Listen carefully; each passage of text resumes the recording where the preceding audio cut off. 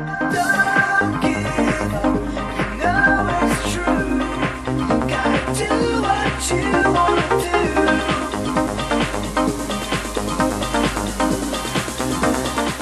Hey Gangsters, this is Shubhna Pandit and let's do the daily news analysis for the date 19th of August. Okay, so the first news that we have is HDFC Life files draft prospectus. So what is this? It just means that HDFC Life, that is the insurance branch of HDFC, has filed for the red herring prospectus. Where does it go and file this? It does it with the SEBI. Okay, SEBI is an organization. It is the regulator of capital market. So whenever there is a red herring prospectus being filed, you always have to go to the SEBI and file your red herring prospectus. Now, why do you file a red herring prospectus? You file a red herring prospectus if you want to launch an IPO. Now, what is an IPO? IPO is initial public offering. So let me just do it again for you. See here in the news we have HDFC Life, that is the insurance branch of HDFC, has gone and filed the red herring prospectus. Okay, so what is the red herring prospectus? The red herring prospectus is something which will be filed before an IPO is filed with the SEBI. Okay, what is an IPO? Initial public offering. So whenever initial public offering has to be filed with the SEBI, the red herring prospectus has to be filed. Okay, so that is the red herring prospectus is the initial or the foremost or the first prospectus or the document which has to be filed at the SEBI before launching an IPO. That is the initial. Okay, the next news, let's see, wherever there is a mention of GST or any tax, you have to just give it a read. You must have seen enough questions in the prelims, mains also it will be there, and next year also this will be followed. So there is this news on VAT and the effects of GST. So what has happened is our Finance Minister Mr. Arun Jaitley has written to the chief ministers of different state governments asking to reduce the VAT, okay, on input costs, okay, on input items, the things which go into the production of the final goods. On them, Mr. Arun Jaitley has asked to reduce the VAT. For that, he has written to the chief ministers of the state governments. So what is VAT? It is value added tax. What is GST? It is goods and services tax. Okay. So now our finance minister is asking to reduce the VAT. Now why? See, there was a letter which was written by the manufacturing sector to Mr. Arun Jaitley. Okay. So from the manufacturing sector, people have written asking to reduce the VAT or the input costs which are incurred by these manufacturing sector workers have become higher. Okay, so they are facing problems. So to tackle that or to rectify that, they have sought to the help from Mr. Arun Jaitley. So this is the scenario. Now what is the problem? See, there are petroleum products, and on the petroleum products, the input costs have become higher after the GST transition. Okay, due to the GST transition, what has happened is the input costs on petroleum products has increased. So these people from the manufacturing sector, they have written to Mr. Arun Jaitley asking him to just bring it down, bring the prices down. Okay. Now what is an IPO or the initial public offer? See, this is a kind of public offering. Public offering, who is public? We are the public, right? So it is an offer given to us. It is a public offering. It is also called as a stock market launch. So what is a stock market? You would have seen stock exchange from the movie Guru. I've already told you. So that is a stock exchange, a place where the sale and purchase of shares are done, okay, of a company. And for that you do a lot of bidding, and that's how you win the bid and you gain the ownership on those shares of that particular company. So this is what happens inside a stock exchange. Okay, So now this initial public offer is also called as the stock market launch. So what does it essentially mean? And so after the transition or the introduction of GST, there are two things that are happening. One is manufactured goods. What is manufactured goods? Goods which are complete, which are finished products. Okay, they are already manufactured.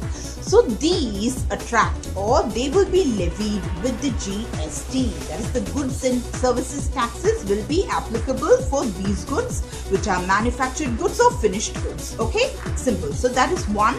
The second one is that the inputs of petroleum products which are used in manufacture will attract VAT. Okay, so the input of petroleum products which are used in the manufacture of finished goods will be attracting or will be levied with VAT. That is value added tax. Okay, is it simple?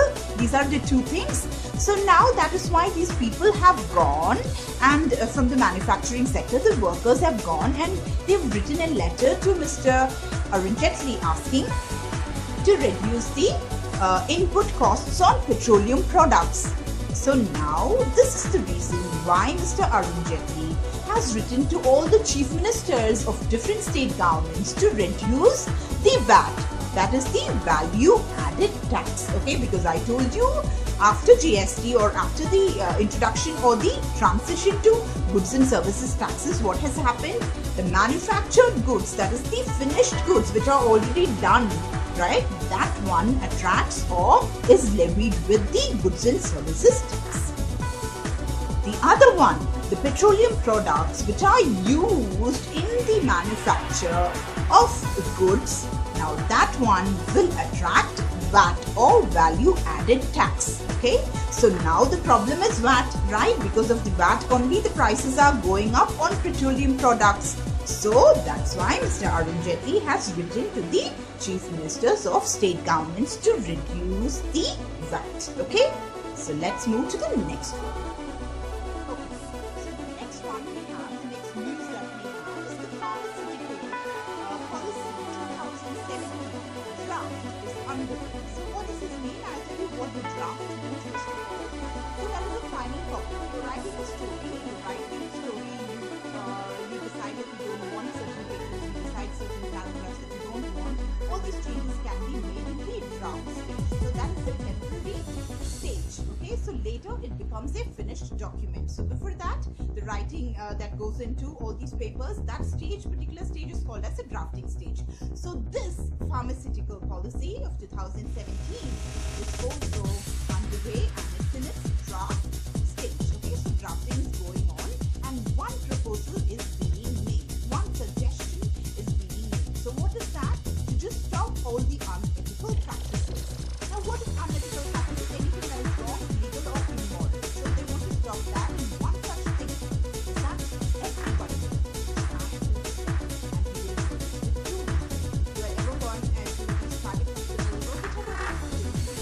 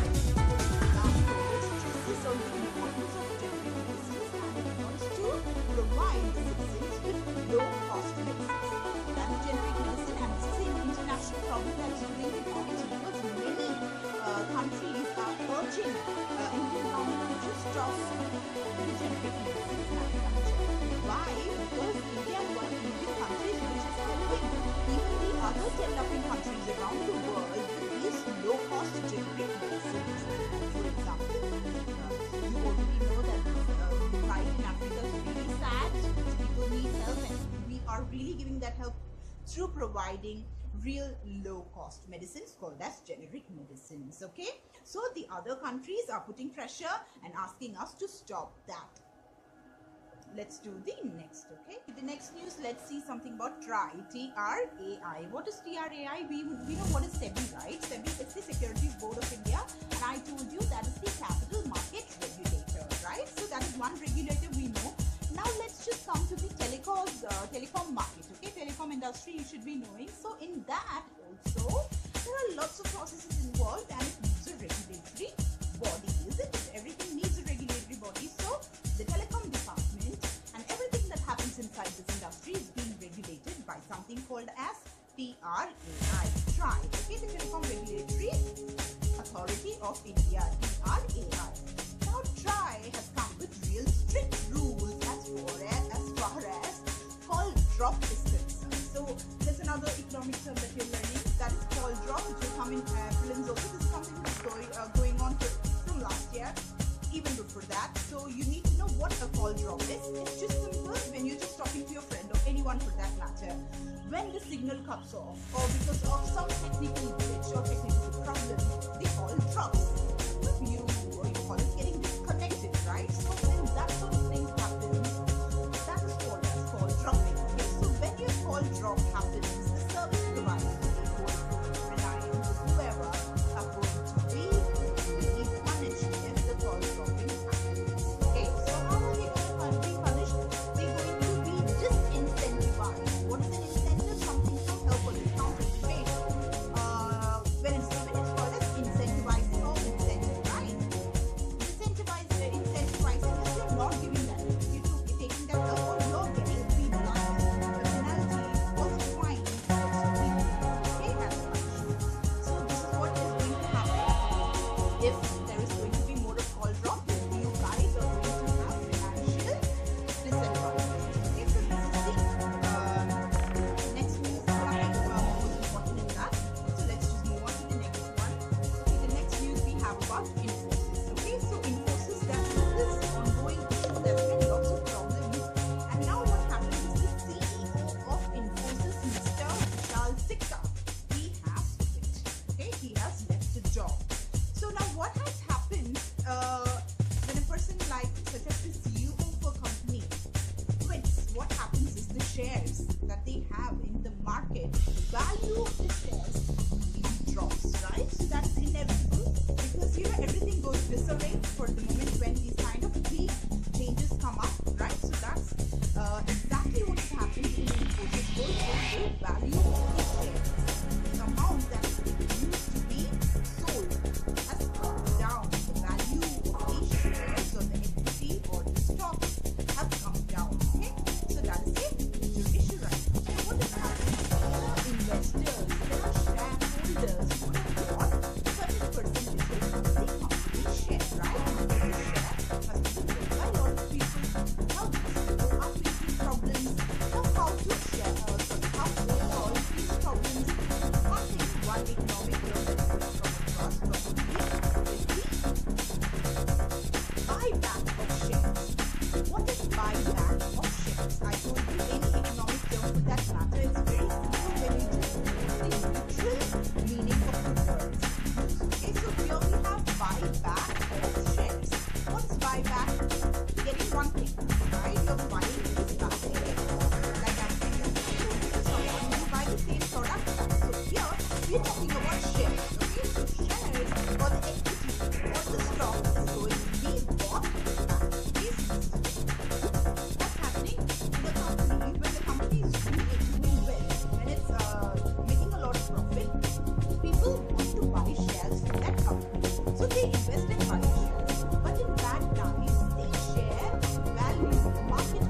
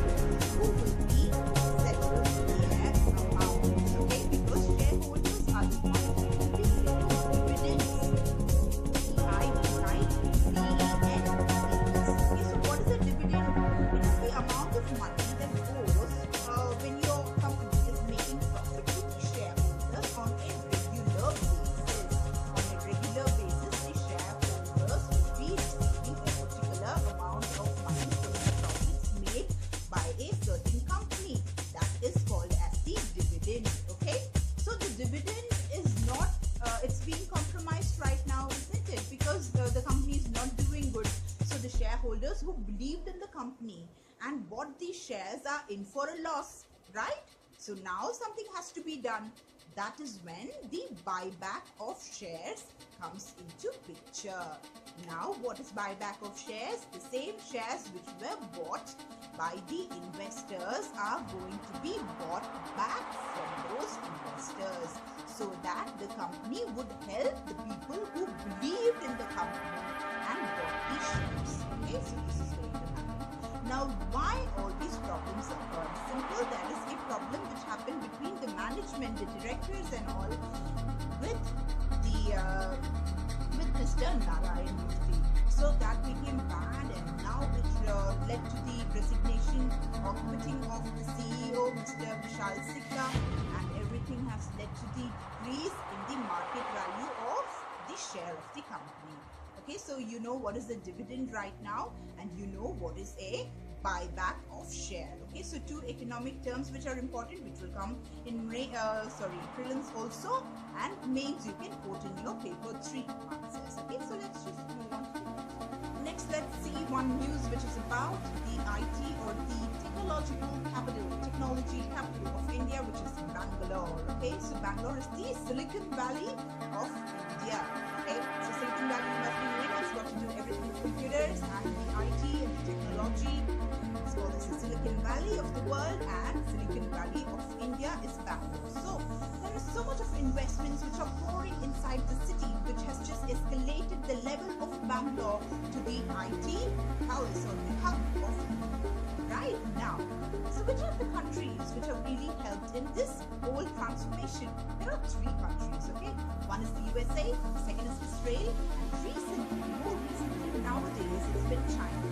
Okay, so there are 3 countries, one is Israel, USA, and recently China. So a lot of investments have been pouring. You have many of the industries from Fortune 500 have invested a lot in Bangalore, okay?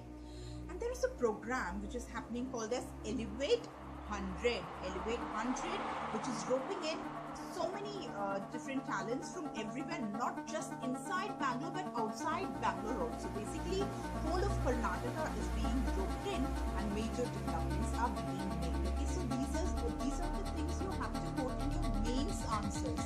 That's when you have to just sprinkle, with the data that you've just found in newspapers about the regional development, right? We have national, the central government and the state governments. We have different states. So what are the state governments also doing from its part to just bring development in that particular state? These kind of things you have to just quote the examples from the current affairs, write a little bit of economic terms, back it up with the static or the